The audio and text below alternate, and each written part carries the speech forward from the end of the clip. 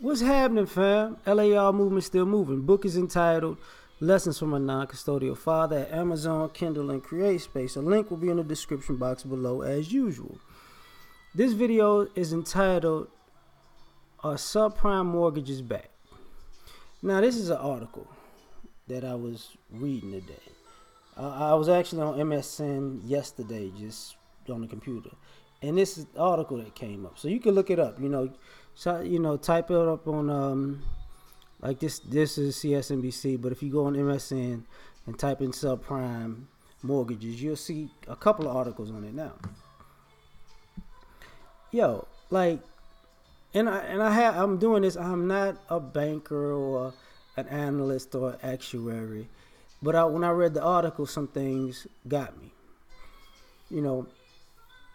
Some of y'all know about the housing bubble that burst and the depression when Bush was in office, right? And part of the subprime mortgages was a problem, where they get people who really couldn't afford certain houses. They were giving them loans, and then the rates would just fluctuate, go up and down, and they tax them until they get out the house. So now,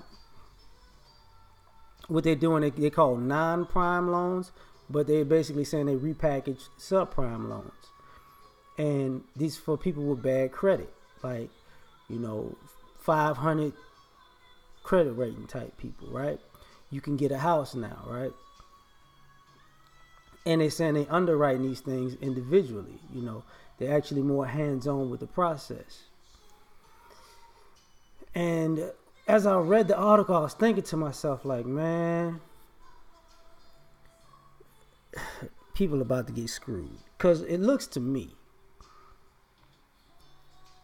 that, like I said, where I'm at, I see more apartments and condos being built than I see homes, because I don't think the average American can afford a home or is in a space to afford a mortgage on a regular basis because of how the economy is set up. So part of this thing was talking about was millennials. Millennials' college debt is so high, the debt to income, DTI, right? That you have to factor in, their situation to make them qualify for a home. Because, in the last 10, 15 years, 20 years, maybe if you want to say, college has become a business to the point where it makes you a debt slave, a slave of an education. The debt really can ruin you, even though you got a degree for it, right?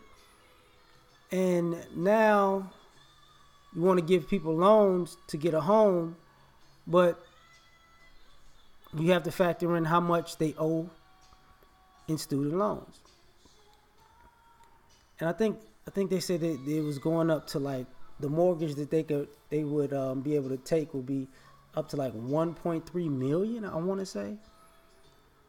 I read the article this morning, so but that's a problem, and because everybody could use something for their advantage, but so there are people who may have bad debt to income ratios that may actually wind up making good money or have good money, because part of the issue is you got to have more as a down payment.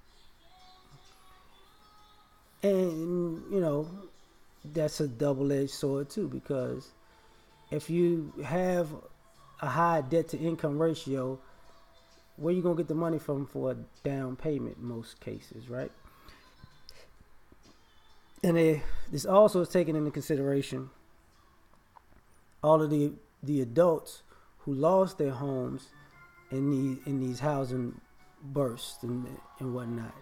And it takes into consideration that, there are people who hadn't recovered from the recession in that sense, as far as their credit was messed up, because you got extenuating circumstances. Like, if your financial life crumbles, you're going to take hits with every other thing else, like, credit, maybe medical bills and all that other stuff. So you might not just be under a financial bind when it comes to your house that you may have lost. everything that goes along with that whole process might have cost you too. So I'm sitting there thinking like, anyway.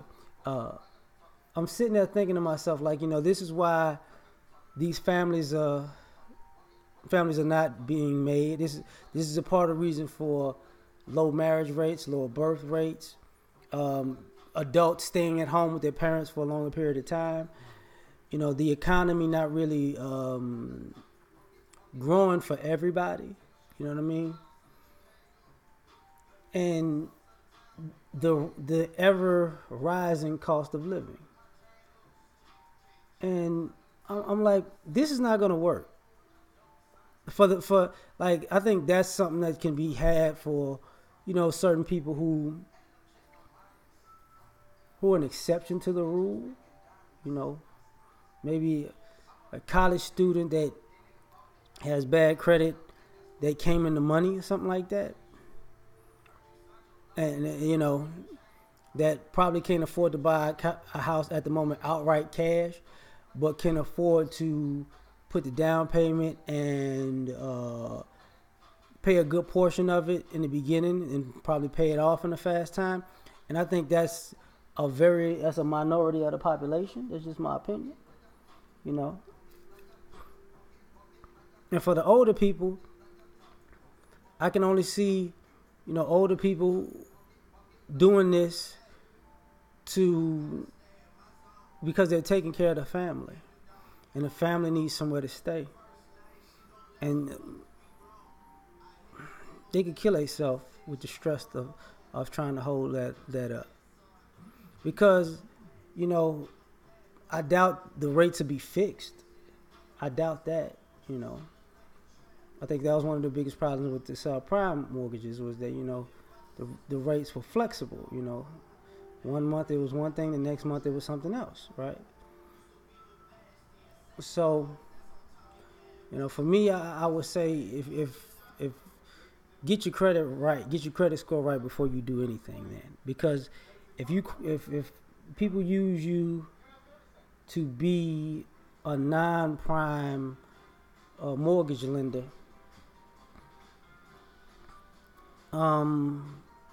it's probably gonna end up bad for you.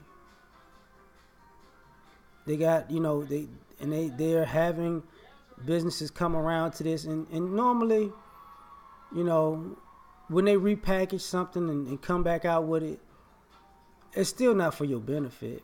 You feel me? It's still not for your benefit. So, just want people to be careful. And some of y'all don't think about stuff like this, and some of us, we need to talk about stuff like this more, because this is a situation that might affect a lot of people. Because with the economy, with the unemployment, with the shrinking independence of families, and people like more consolidated, this could actually be a problem in the future. This country's debt is ridiculous. And like I said before, like when you look at the debt calculator, if you look at the debt calculator, they say how much it is and how it's rising. But they always also say your family's portion. You know what I'm saying? This country is so far in debt, they're telling you that your family owe too. This is what your family owes to pay off our debt. It's crazy. So I think we got to be careful, man. We got to really, really be careful as a group of people. And I'm telling my people to watch out for this, because the reason I'm saying this is because it was predatory lending, because they was doing this mostly to us. And it was a race element to subprime loans. So these non-prime loans, I would assume, are probably going to be targeted to us too. And not to mention all these conversations about automation and heroin. People like to say heroin, opioids, heroin, and these medical costs that's going up.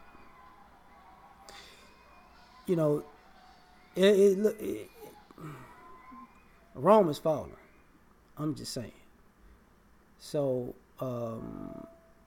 just be careful about where the rubble lands when it comes to you.